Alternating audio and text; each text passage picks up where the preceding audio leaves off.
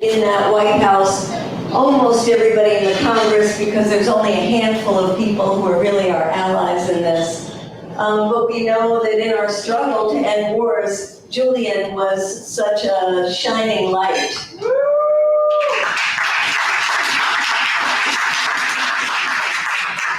So that's what we're here celebrating tonight, and we want to start out celebrating some of the activists here in DC, and we'll start out with our wonderful Ann Wilcox. Please give her a big applause.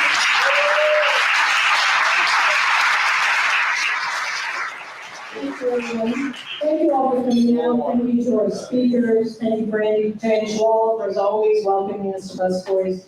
Since I put a lot of work into this, I said, well, I'll thank the other activists. So let me just take a moment. I just want to remind everybody, as they've been doing, we've had three of these celebrations. Last weekend, there was one in New York City at the People's Forum, and then another one in Berkeley, and then this one. So it's three sort of nationally focused celebrations of Julian's freedom.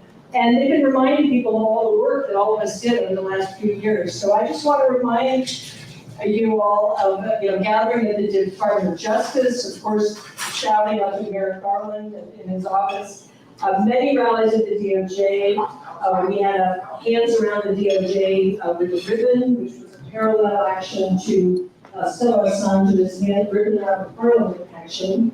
We went to the British Embassy on Human Rights Day in December for several years in a row. We had World Press Freedom Day marches, and people like Medea and others spoke at all of these events, many of you. And of course, there were the Belmarsh tribunals that progressed internationally. Were very well received and received worldwide exposure to issues. But our signature event here was the vigil outside Merrick Garland's home, which was started by an actress from Boston, Paula Sella, and she was there every Christmas, bi-monthly, and then it became monthly. Across from his house and his family, and would see us, his neighbors would see us, and occasionally Garland himself would see us. So we were there, some of us are still there, like young fellow named Brian, I want to especially recognize Martha, who's just a wonderful.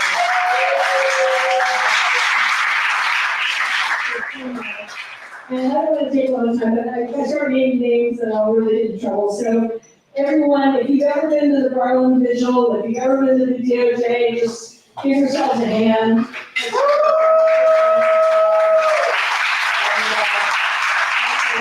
And then we just want to have Gabriel here, of course, with his film and other work with so much fun and strangers. Thank you. And can we hear that for Anne, please?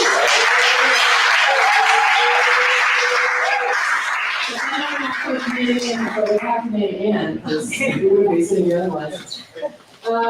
So I wanted to, before I bring up Lucy, I wanted to say that recently I interviewed a doctor in Gaza, who's at Deir al-Balah, Gaza, and he's an orthopedic doctor. And it's obviously a horrifying story that he has to tell. But he's also an artist, and he was talking about the importance of art for his own survival and what little bit of mental health he can grasp a hold of in these times. And that hit me very hard as an artist and as somebody who has looked to art as a salve and also as an inspiration in the struggle. And so I think everyone here has seen Lucy many times at events across the DMV and can speak to the power of art in the struggle as both a salve and inspiration. So with that, I would like to invite Lucy and the Black Workers Central Chorus to come up and give us a little taste of this.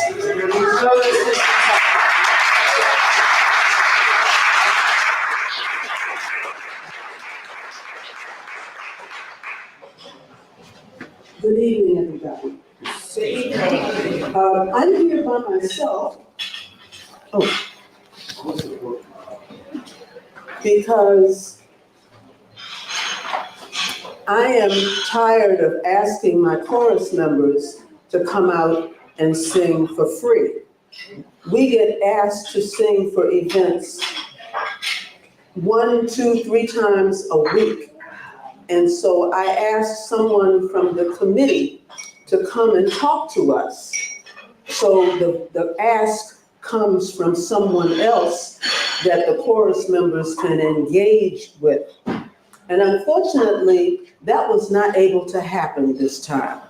But all of you who have organizations that want our chorus to sing, know that you need to come to our rehearsal and engage our members, especially if you have no money.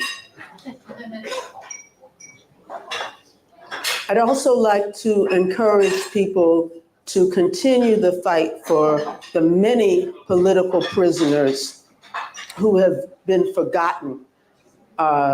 We've remembered two, but we haven't remembered them very well. And that's Mumia Abu-Jamal and Leonard Peltier, who have been in prison, Leonard almost 50 years.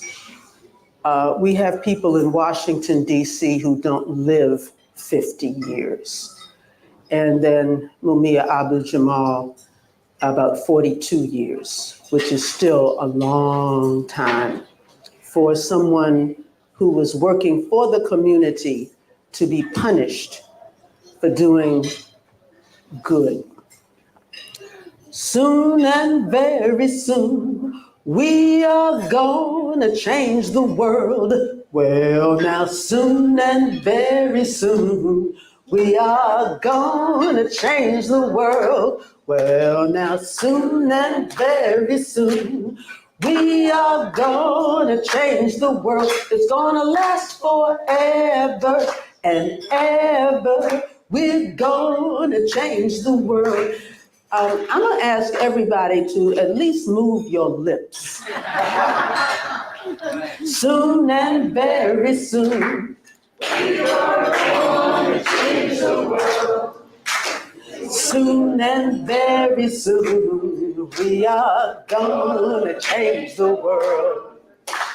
Soon and very soon, we are gonna change the world. It's gonna last forever and ever. We're gonna change the world. Free Palestine. Free Palestine. We are gonna change the world. Free Palestine. We are gonna change the world.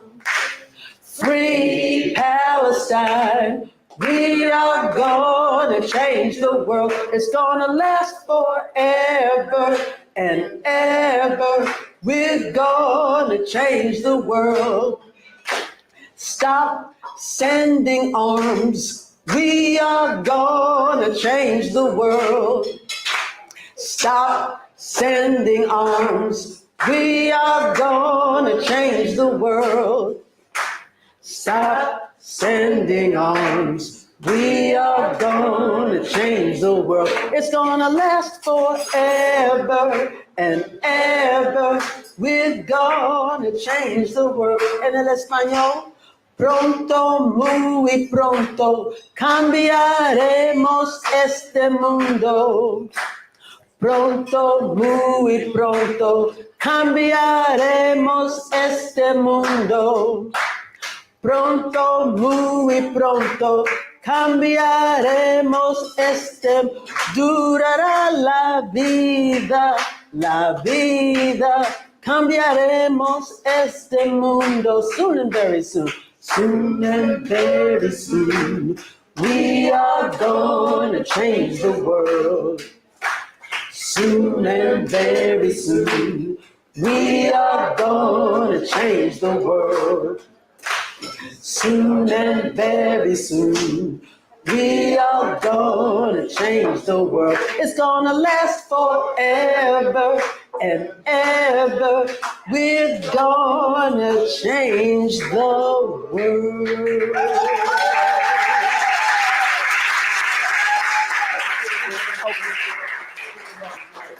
Thank you, Lucy. Soon and very soon, we're gonna change the world.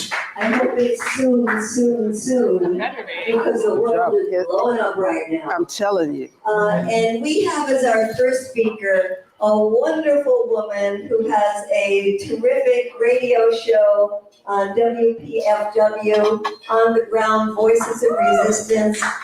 She is at all of these demonstrations. She is bringing the voices of people who soon and very soon are going to change the world, and that is Esther Iver. Please give her a big hand.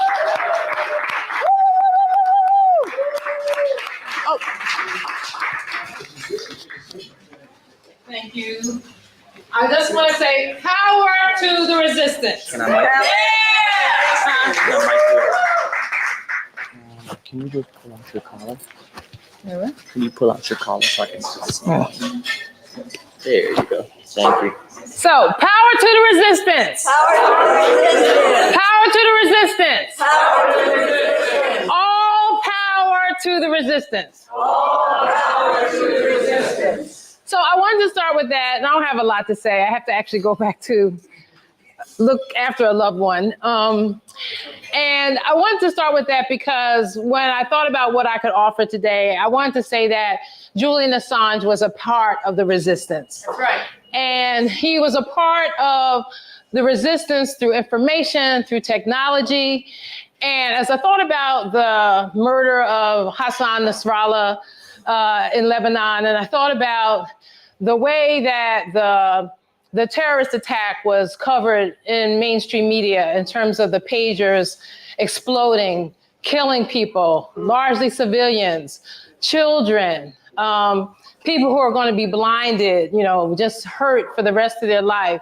I thought about how it was covered and how sick it was, And I think that a lot of the information that Julian Assange brought to us helped us to understand the world in a different way and helped us to understand just the venality of the empire, the hegemony, and even in the way that Nasrallah's murder will be covered, we can see the same thing.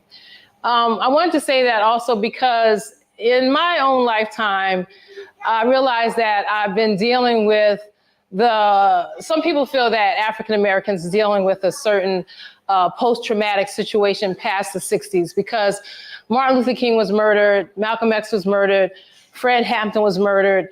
And as I've been covering or been a part of this Free Palestine movement for the past year, well, before that, but since October 7th, and I've become acquainted with the term of martyrdom, martyrs. I realized that, these people in my lifetime, when I was born, around the time I was born, they were martyrs. They were martyrs for the resistance. And maybe if we, in my own community, had a sense of that in honoring their passing, their death in that way, it wouldn't be so traumatic because right now we just say they were assassinated, right?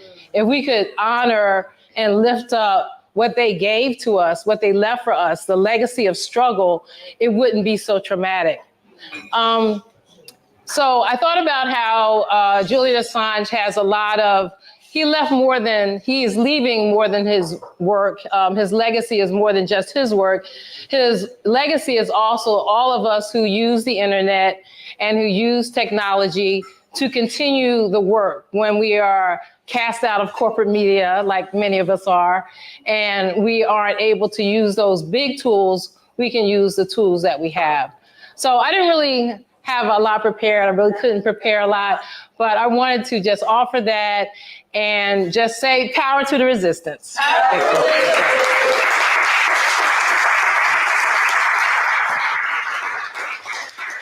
right, thank you, Esther. And I just wanted to make a quick announcement because we are gathering funds for Julian's family. So this is going to be up at the table, but also just read it out. It's AssangeDefense.org/donate. AssangeDefense.org/donate. And also for the speakers, I forgot to mention this. We are trying to do less than 5 minutes. So if you go over, I'll just be like the little annoying flashlight for over here to light you, and then please pay attention to that. So moving right along here, I just wanted to, before I introduce the next speaker, say that, that what we heard with Assange a lot was, oh, he risked lives, right? He risked lives. Well, of course that's bullshit, but what he really did was he risked lives, and that is actually unforgivable. in the face of the largest empire that the world has ever seen. Journalism is not a crime. Oppressing it is, and that's from Julian's case to Gaza. And so with that, I would like to invite the next speaker, who's the Executive Director of Reporters Without Borders, Clayton Weimers.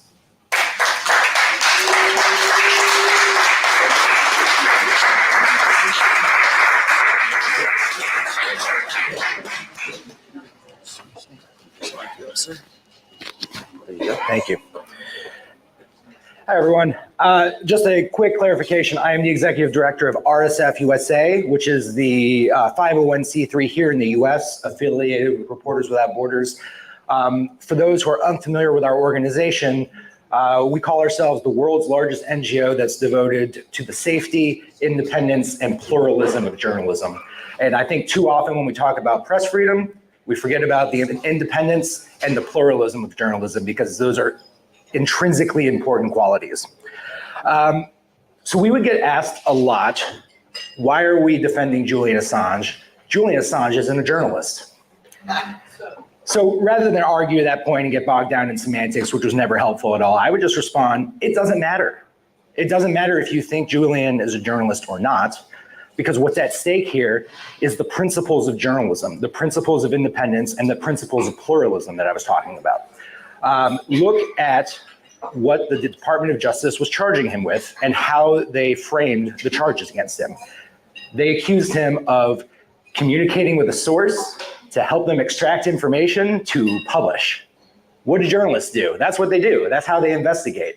And so at the end of the day, it does not matter what you think of Julian or what his profession was, because what's at stake is a principle. And I think that principle that's at stake is what brought all the people in this room to this cause. It wasn't just about Julian, the man who was unjustly imprisoned for so long and whose life was literally at risk, but it was about the principle for all the rest of us, because press freedom is not about the rights of journalists to do journalism necessarily. It's about the rights of every citizen to have access to the information they provide.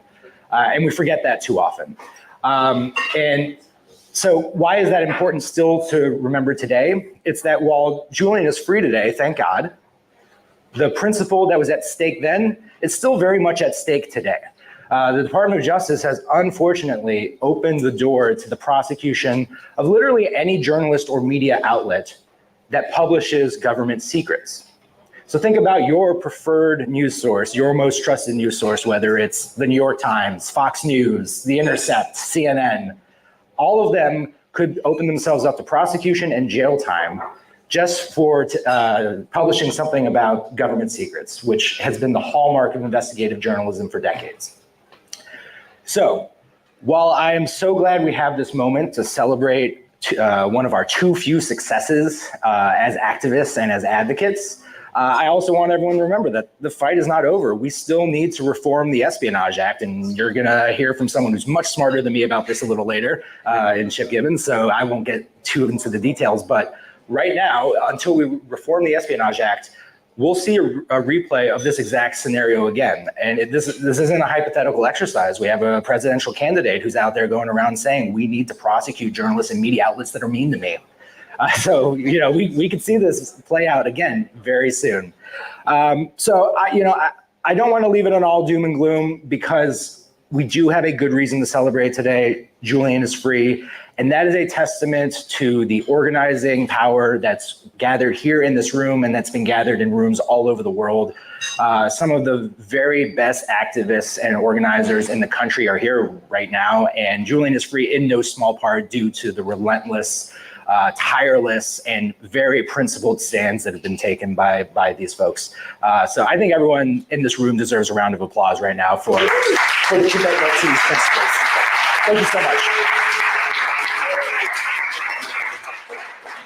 Oh, wait, the mic.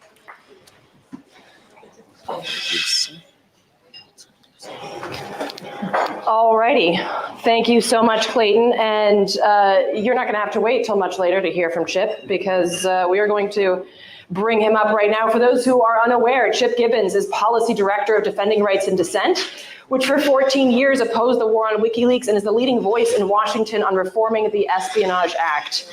Chip also covered the Assange extradition for Jacobin, traveling to London several times to do so. Chip and Defending Rights and Dissent are currently suing the FBI. That sounds like fun. You know, like in your free time.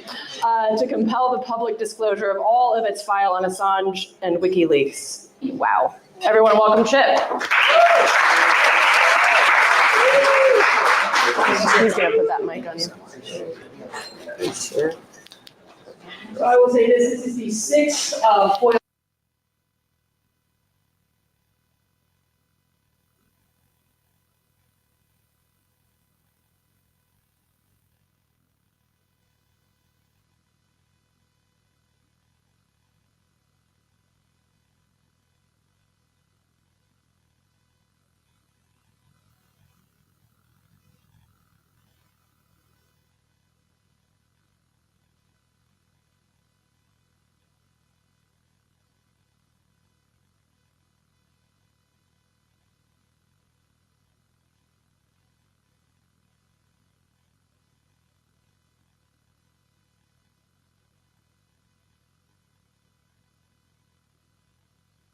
Line,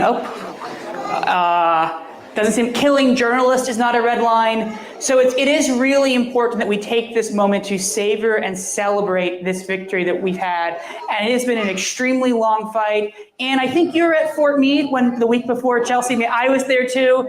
Medea, you're probably there as well. And I remember we took peace prizes and hung them on the gates of Fort Meade because we thought Barack Obama should give his peace prize to Chelsea Manning.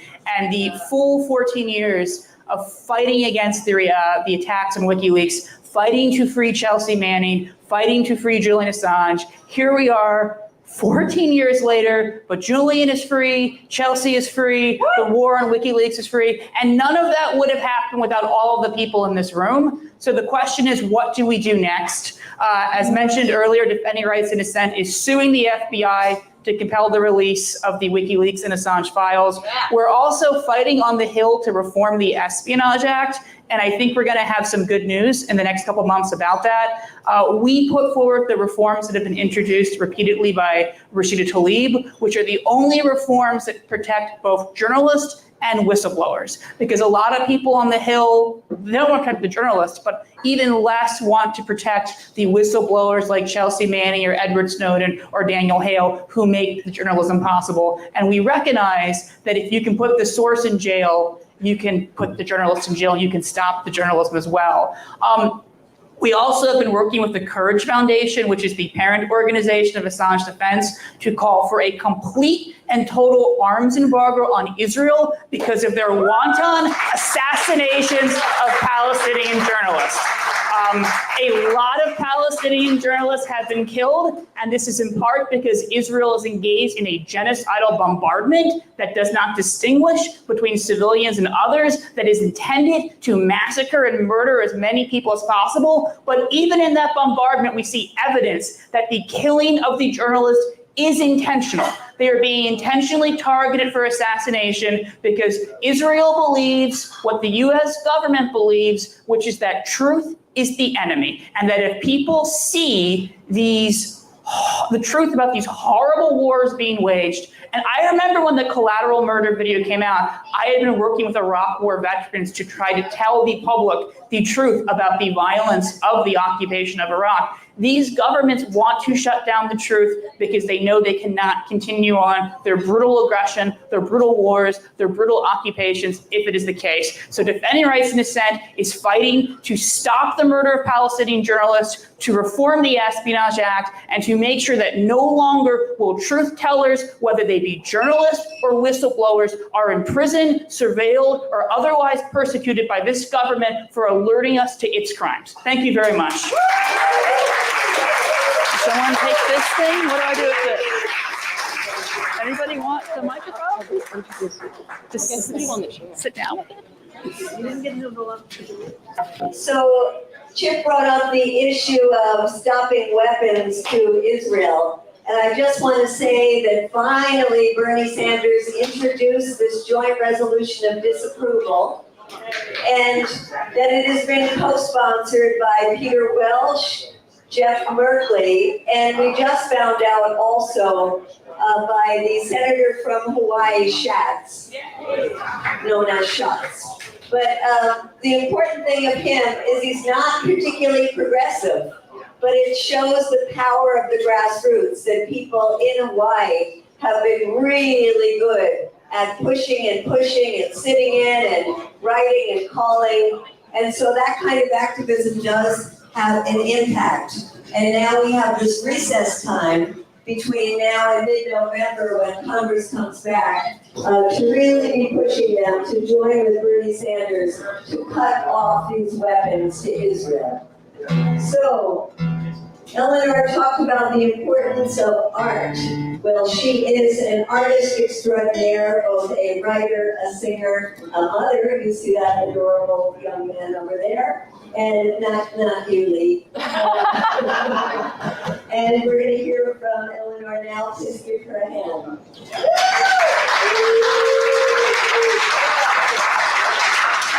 Thank you. Can you hear me? Check. Is this live?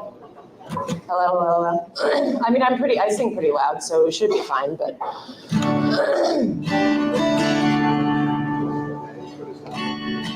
That input is not working. Keeping you updated on our sound. We didn't do a sound check, can you tell? Do what? We don't care? This is why I love activist crowds, because they're like, oh, fuck it, whatever. Just play. It's a lot nicer than rock clubs, I'll tell you.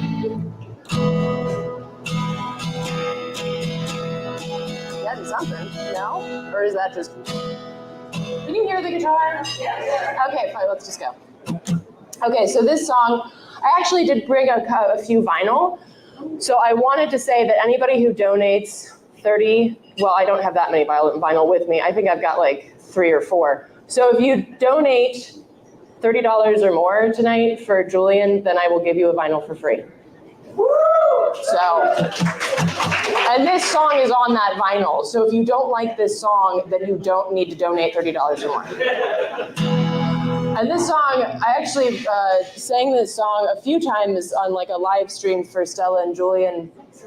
And it's dedicated really to anybody who stands at the edges, where it is most intense, where it burns the most. This is called Pyre.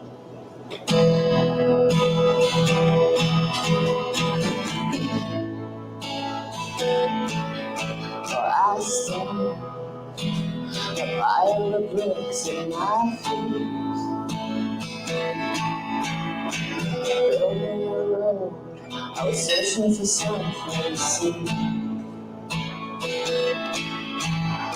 But who's got the time to slip this song round my mind? Well, 'cause the hours, the days, and the days we've come to this place. While the world's on fire, I'm gonna stand where it burns. We built this fire, I'm gonna stand where it burns. What did it take to stand right here where it burns?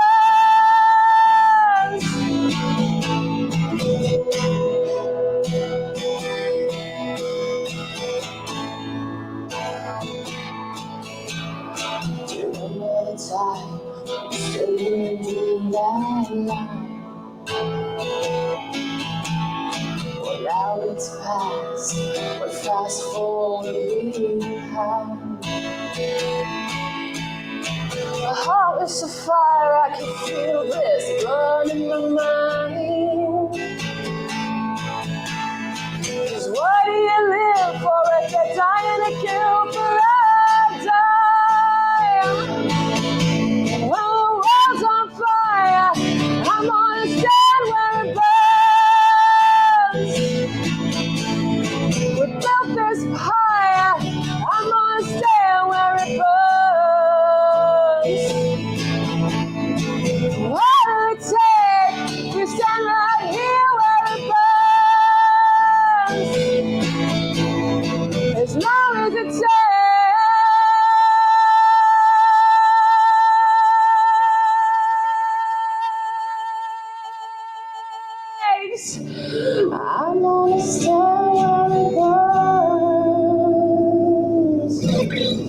Thank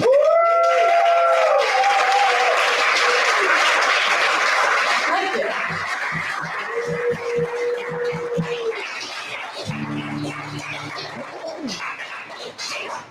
So I like to end on a cover because it has everybody sing along so that when the next person comes up, everyone's not like, huh.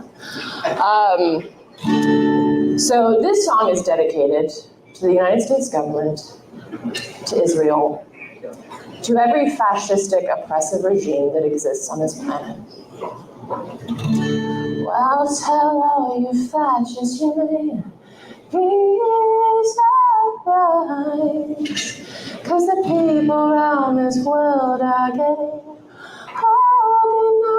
organized. You're bound to lose.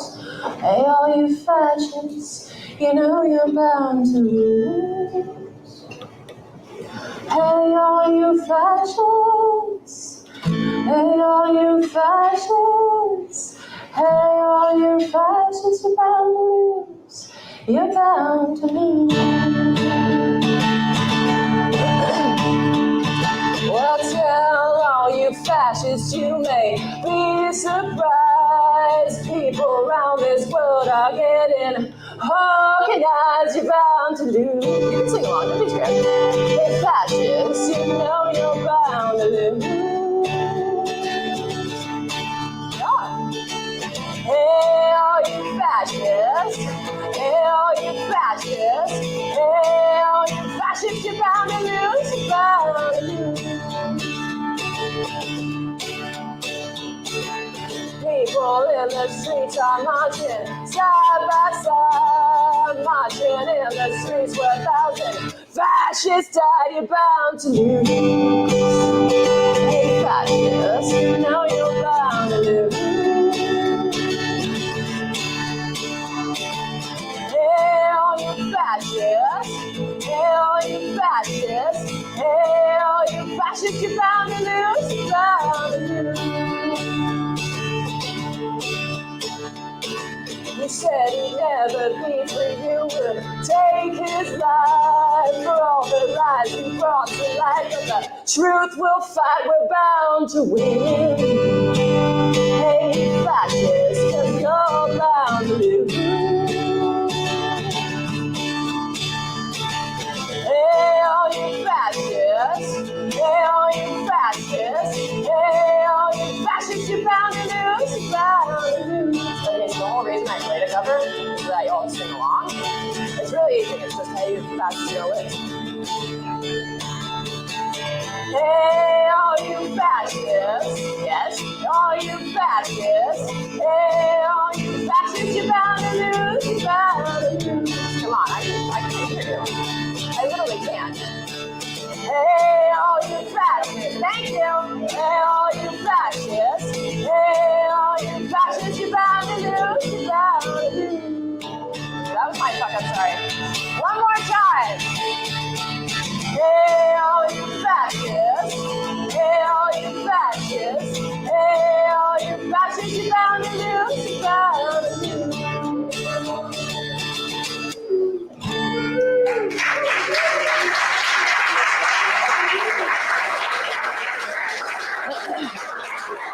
All right, are you want to introduce Lee? Yeah. Okay. Then I'll just leave. Well, we're gonna bring all three of them up and you introduce them. Oh. Okay. Okay, we're gonna bring up the three next speakers. If we can bring up Lee and John and Gabe. And we're gonna have you sit up here. Oh, but you need to sit back there for. No, I was gonna do some comedy. Oh, okay. All right, this is the plan. We're gonna change this now and you will introduce this wonderful young man here. Okay. All right. Well, then, slight change of plans. The next speaker is the former host of Redacted Today, and you might know him from such shows as Dangerous Ideas now and Common Censored, which I'm also on. And he's also a brilliant father and partner, Lee Camp.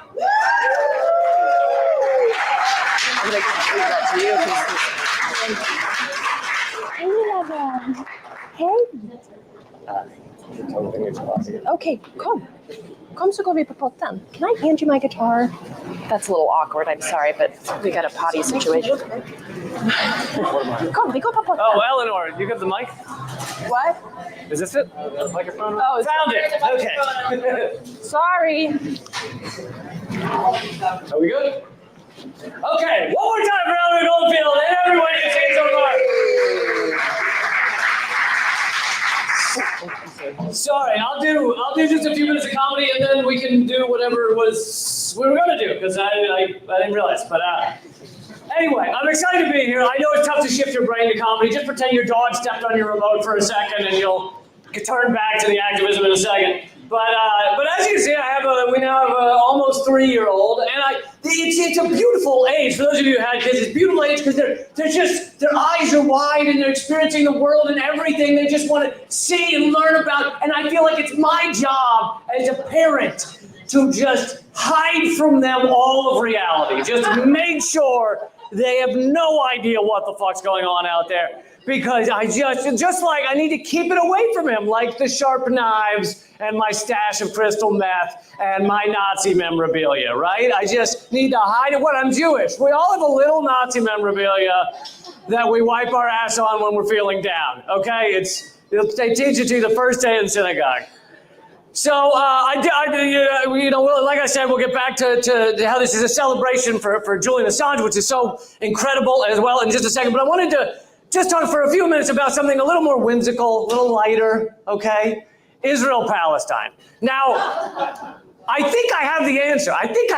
And when I say it, it's one of those things where you're going to go, oh, duh, why didn't I think of that?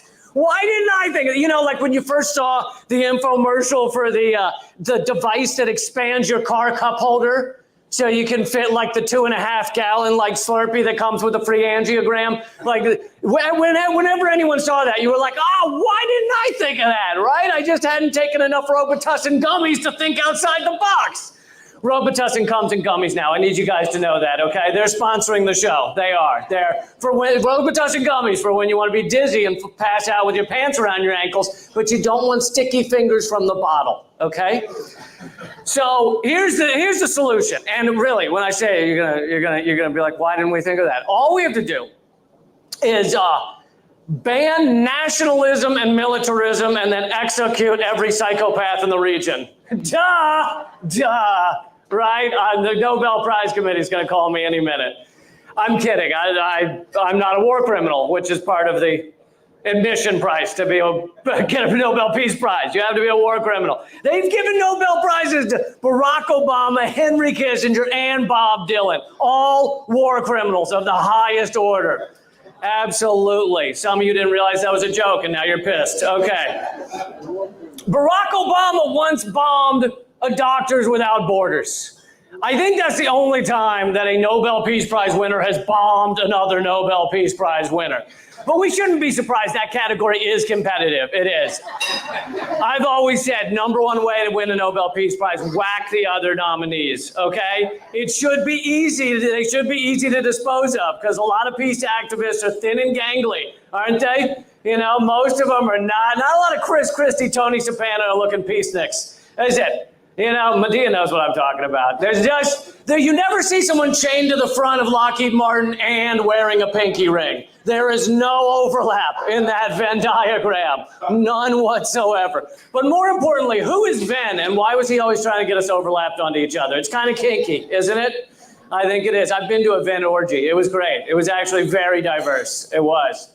Black and white make gray, right? Black and white make gray. But you should wash the gray stuff off immediately afterwards. It's very toxic. Okay, now we're going to turn the channel back to activism.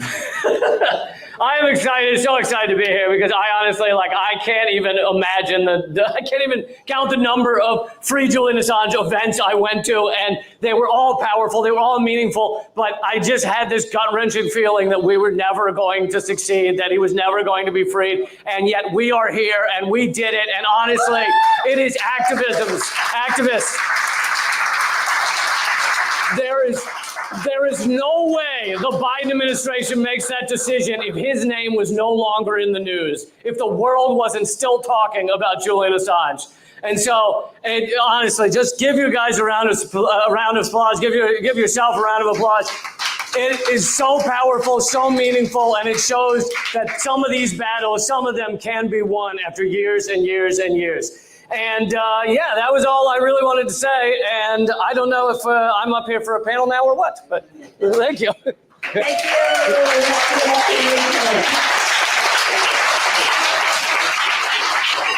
We miss your show, but we can see you. You want to tell people how they can see you online? Just leecamp.com, you'll find all my stuff. I have a YouTube show, Rumble show, all live stream every week. Yeah.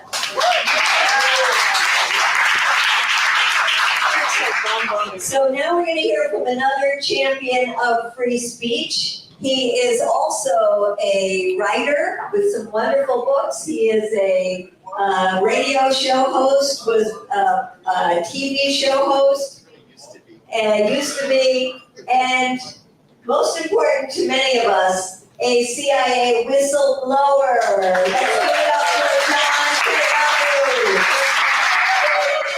Thank you. Thank you, sir. Thank you, Medea. Thanks, everybody. So honored to be in this room with all these wonderful people. And I'm going to keep it very short, and I apologize if I'm the downer of the night. You know, when my daughter was 5 years old, she had a bad day at school one day. I'll never forget it because it made me laugh. But I asked her, how was your day? She said, it was bad. I said, why? What happened? And she goes, wah, wah, wah. I said, where'd you learn that? She said, that's the kind of day I had. And that's how I feel today. I have no love of Hassan Nasrallah, but my God, a 5,000-pound bomb that wipes out an entire neighborhood and disintegrates human beings? This is what it's come to? That's not the point that I wanted to make. It's been a bad day. What I wanted to say was I am deeply grateful for Julian Assange. I've actually never met Julian in person. We've spoken on the phone a couple of times, but I've never met him. But I feel a kinship toward him, not just because of what was revealed in the Chelsea Manning revelations. That was important. But the events of today and the last couple of days have made me think of something that I believe is more important that we need to be thankful to Julian Assange for, and that's the Vault 7 revelations.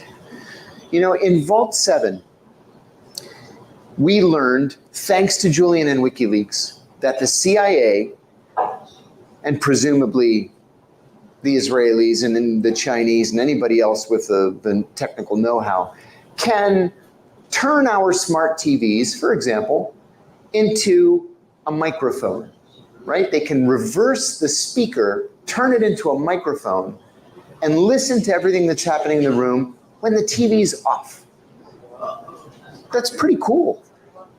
But what they can also do, we learned, thanks to Julian Assange, is they can take control of your car by hacking into the car's computer system. Why would they want to take control of your car? How about to make you drive off a bridge or into a tree or an abutment and to kill you? When these pagers and walkie-talkies went off last week, the very first thought in my mind was the Israelis did it with American technology. It made me sick to my stomach.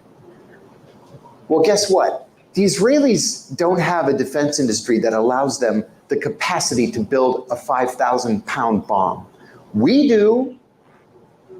And we also have no respect for the Leahy Act or for the Specter Amendment. And so when the Israelis come to us and say, we want a 5,000-pound bomb from you, we don't bother to ask, well, are you going to drop it in like the desert, in a big open area where there are no civilians? We don't bother to ask what they're going to do with a 5,000-pound bomb because we know exactly what they're going to do with a 5,000-pound bomb. I'm sure most or all of you heard this morning about Joe Biden's statement, right? Joe Biden thanked God that Hassan Nasrallah is dead, made no mention of the possibly thousands of people that were incinerated with him. But thank God that Hassan Nasrallah is dead. Well, newsflash, I followed these issues for the last 40 years. Hassan Nasrallah never did anything to the United States. Never. And today in the New York Times and the Washington Post, they're talking about well, the 1983 Beirut bombing, they drove into the, Hassan Nasrallah was a kid. And he was also in the Bekaa Valley at the time. He had nothing to do with the bus bombing or the truck bombing that killed American Marines. So why are we celebrating the death of this man? Why are we not lamenting the deaths of so many innocents? I'm grateful for Julian Assange. I'm proud to be associated with Julian Assange and with WikiLeaks. But our job is not over. Our job now is to join together, as Code Pink has, with so many people, to stop this Israeli genocide. Otherwise, we'll never be able to sleep at night and to look our children in the eyes, knowing that we didn't do everything that we could to stop it. So thank you very much, and thanks for being here. Thank you. You want me to go? On the stage.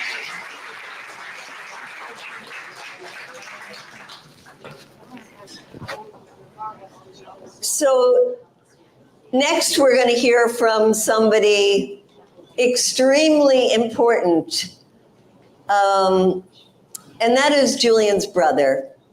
And I want to say something about Gabriel Shipton before he comes up, because he has been going around the world for years now, organizing, educating, trying to free his brother. Some of you might have seen his incredible documentary, Ithaca, which documents the journey of Julian's wife, Stella Assange, and Julian and Gabe's father, John Shipton, going around the world as well, trying to free Julian. And one thing that amazes me about Gabe is he knows the US Congress probably better than anybody in this room. He can tell you which members of Congress care about the First Amendment and which ones don't. He can tell you, he can actually get meetings with members of Congress, which most of us in this room can't do. And he also recognizing that while he was doing all this work to free Julian, he couldn't just stick with one party, the Democratic Party. He had to really find champions in the Republican Party as well. So he's done a remarkable effort to build up a group in Congress that worked to get Julian free. And he's not finished. In fact, when he came here, I said, well, your job is done. Why are you here again? And he's been walking the halls of Congress again these last few days. And he said the job isn't done. He wants to get a pardon for Julian. So let's get up and give an incredible warm welcome to Julian's brother, Gabriel Shipton. Woo! Yeah, okay.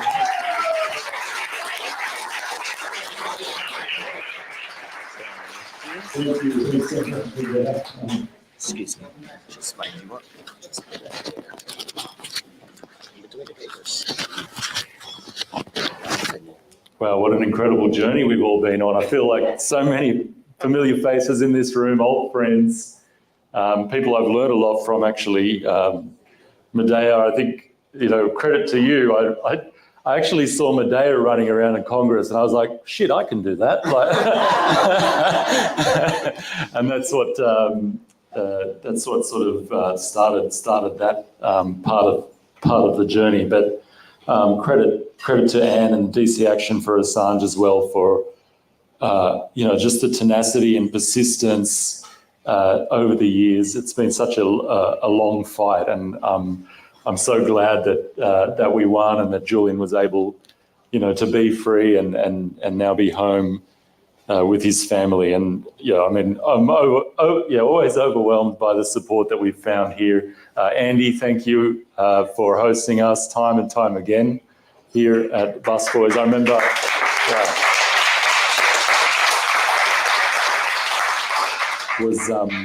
Anyway, many years ago now, we did our first event here, maybe in 2022 or 2021 or something like that. So thank you so much for your support as well.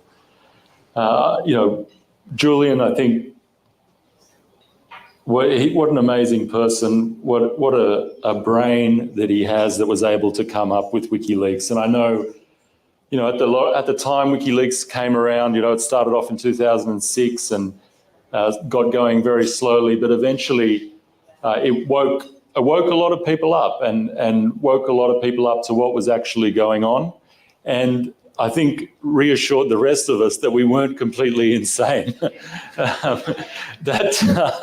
That seeing these original source documents, we were able to really see through, the propaganda that was being fed to everybody over the years and has radicalized a lot of people. People have been speaking about, the things we've seen on television in Beirut this morning. And yeah, I've had a heavy heart today as well. I lived in Beirut for a year in 2019, so I have lots of friends there, and it's very, very distressing to see the rubble and ruins there today. But I think, a story I thought of the other day when we were talking to some activists about, often it seems futile going to these things or going on marches or going to meets and things. But I remember this story that, back in 1970 when my dad and Julian's mum went to an anti-war rally, an anti-Vietnam War rally. And that's where they met. And it was through their desire, for peace or whatever, that they ended up getting together. And Christine, Julian's mum, gave birth to Julian, and it's changed history and changed the world, arguably. So we don't often see the results of these rallies and these things in the very instant that we're there, but they do have an effect. And so, yeah, keep going to them, keep fighting, because you never guess or know what will happen at one of these rallies. But Julian's doing really well. He's recovering. He's been with his two little boys, which they're so sweet, and with kids they just demand your attention, and so it's been a real focus of his. He did like a stint. Stella, his wife, went to speak at an event, so he's done solo parenting for the first time. So it's a bit of a change of pace for him now. But he'll be speaking publicly tomorrow, Monday, October 1st, at the Council of Europe, where a body there who has done an investigation into the violation of his human rights is presenting their findings. So I'm sure there are a few people here in Washington saying, "Why the fuck did we let him out?" It's gonna. So yeah, we're all looking forward to hearing from him then. And thanks again so much to everyone. And thank you.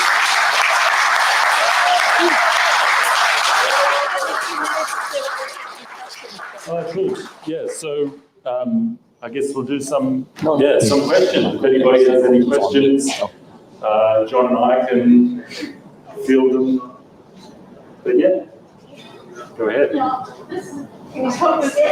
You have to speak up, yeah. I don't want to be off topic. I think You might want to take the microphone and let Gabriel use the other microphone. Thank you. I don't want to distract from the main purpose we're here, which is to celebrate a real, huge victory. But something was said in the initial presentations that I think, considering that West Asia and the Middle East and the conflict are definitely involved, and I think that this needs to be looked at. And it was the comment that the United States is being pulled by the coattails of Netanyahu. And I think that there's just ample analysis which would indicate that, in fact, the U.S. corporate class and imperialists are, in fact, driving the whole thing and using Israel pretty much as a hired gun. animal books. And I just think that really needs to be front and center, because as long as we think that it's APAC writing this and some group of rich people, you know, that we're not going to realize that we have got to stop it here. What enables the whole thing is our tax dollars. I would agree with that. I would agree with that. I think it's not an accident that there are more millionaires now in the Washington, D.C. area post 9/11 than anywhere else in the country, including Silicon Valley. It's because as soon as 9/11 happened, a lot of people in this town saw an opportunity to get rich. And we should not delude ourselves into thinking that everything's going to be milk and honey if Benjamin Netanyahu is not the prime minister of Israel anymore. Nothing's going to change. So you're right, and that fight needs to start right here in Washington.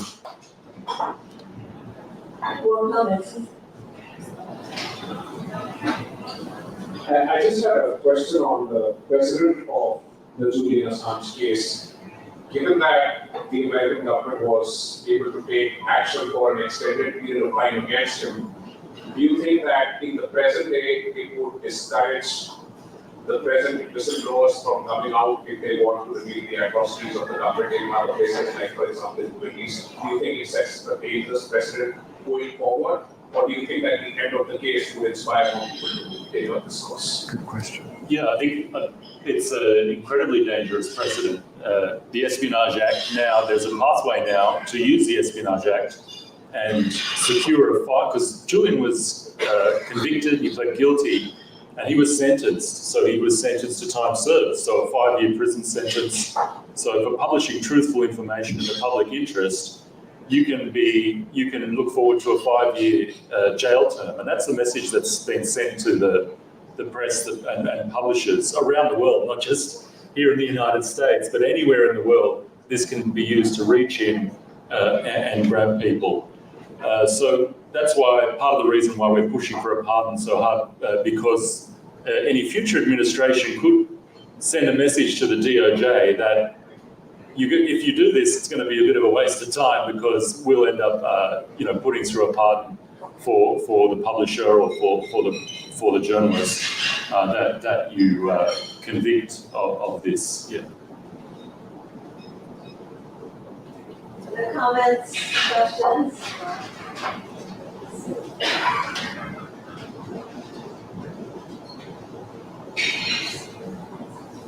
I'm sure I'm correct, but my understanding is that as part of the deal, Julian is not allowed to use FOIA to find out what was being done to him.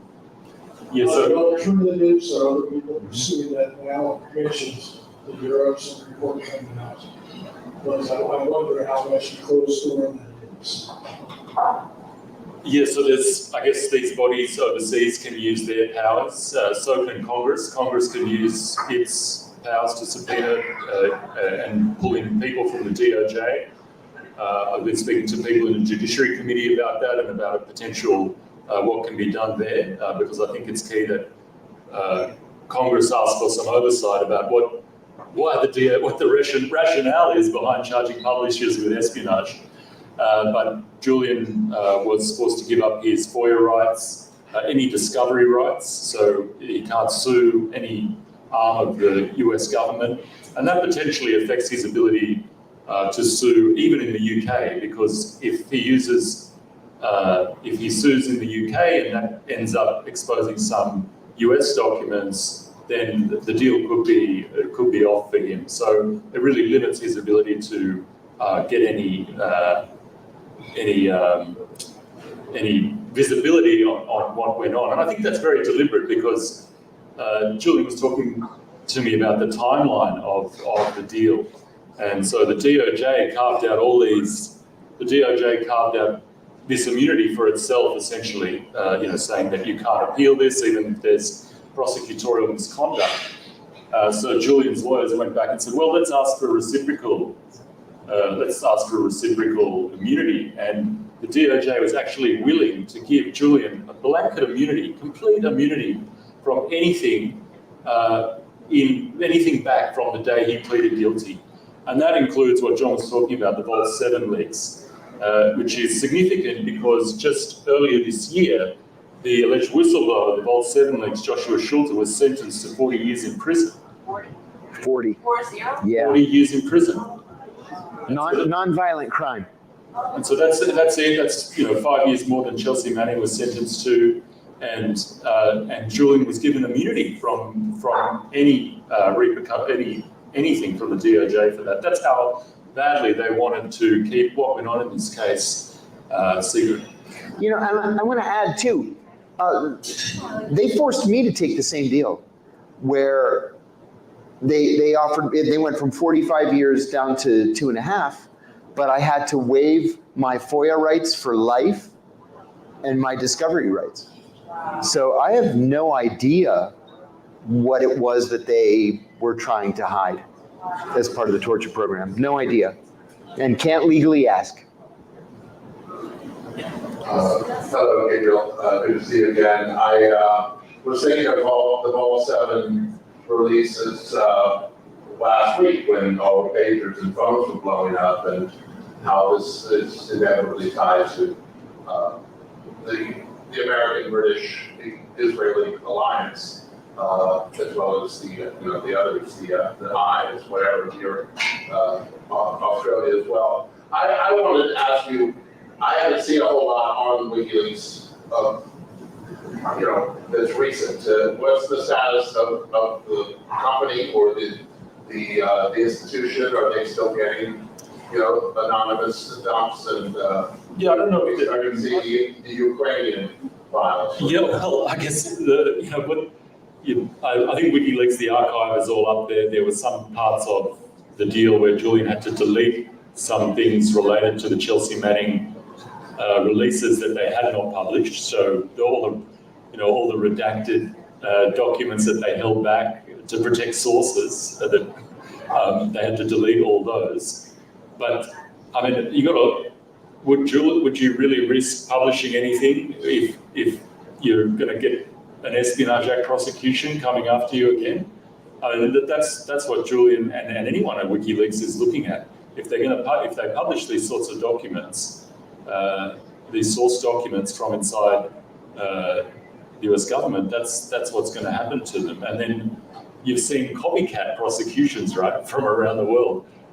Russia does Espionage Act prosecutions against journalists. China's doing it against journalists. So you've seen this, this race to the bottom globally when it comes to attacks on journalists, attacks on publishers, and whistleblowers. So I think at the moment, it's very hard for WikiLeaks to even consider, publishing again with this precedent in place. And that's why it's so important to have this pardon for Julian.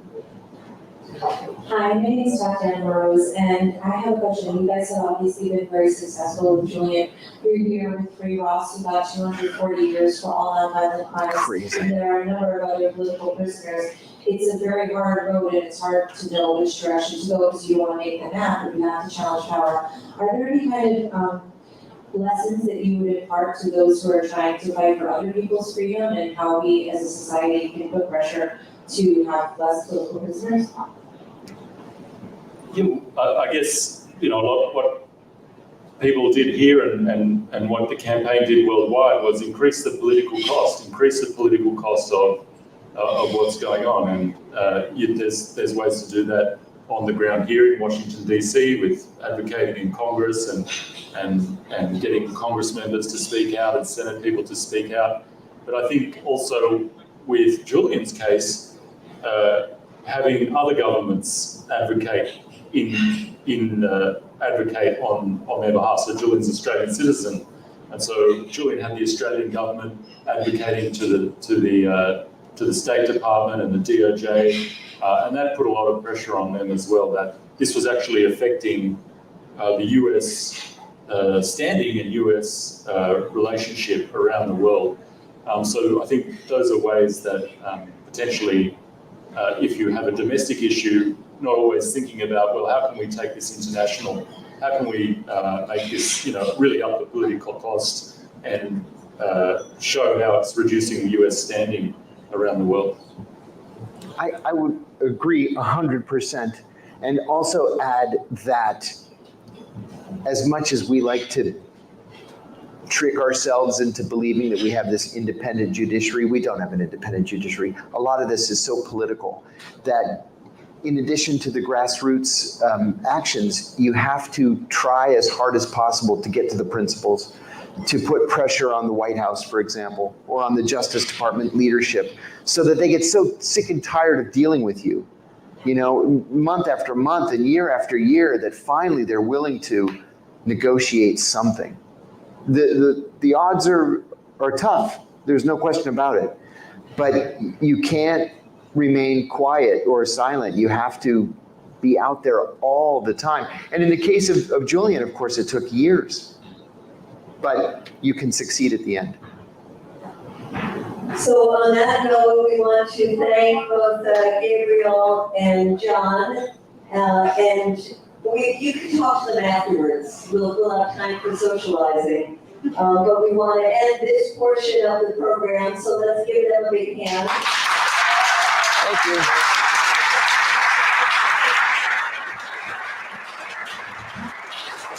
We want to thank another person who worked for Julian's Freedom, and that is Ben Cohen of Ben & Jerry's. Yeah. We're waiting for us to have this ice cream tonight. Ben Cohen got arrested in front of the Department of Justice calling for Julian's release. So there are good businessmen in addition to Andy Shalal here.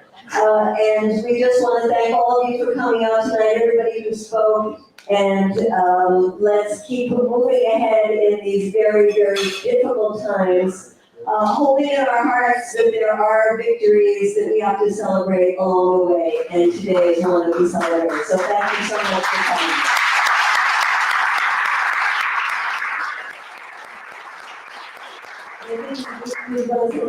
I didn't want to interrupt, but is this the end of the program? Yes, it's the end of the program, and we're going to have socializing. But we have right afterwards, and you guys are welcome to stay, this is Art All Night weekend here in DC. And there's going to be poster making.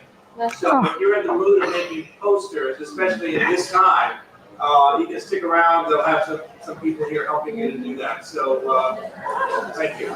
Wonderful. Our speakers will be here, and hopefully we're going to talk to you, and we can have ice cream together. So thank you, everybody, and especially to Ann Wilcox.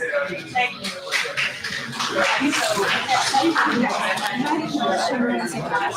Prisoners in Israeli jails, Palestinians, what about them?